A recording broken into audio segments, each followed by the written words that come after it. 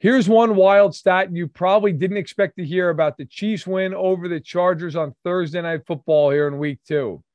It looked as though the Chiefs got outplayed in the game. It's easy to say that. The Chiefs were outgained.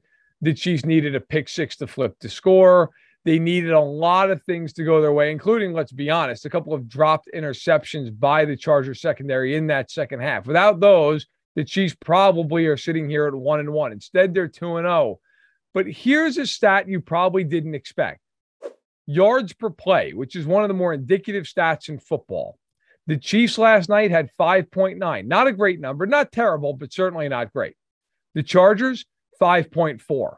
Kansas City actually outplayed the Chargers on a per play basis if you're going by the yardage. And both teams had one big throw last night, the touchdown to Justin Watson for the Chiefs, the big throw to Mike Williams setting up an easy red zone score early in the game for the Chargers. So it wasn't as though the Chiefs just had 5 big plays and then did nothing else the rest of the way.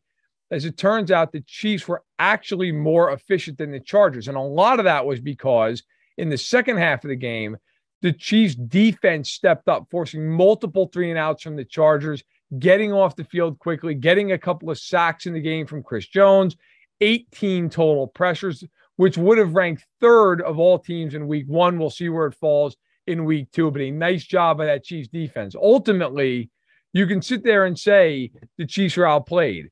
But in reality, when you look at the box score, Kansas City was actually the more efficient team on a per play basis.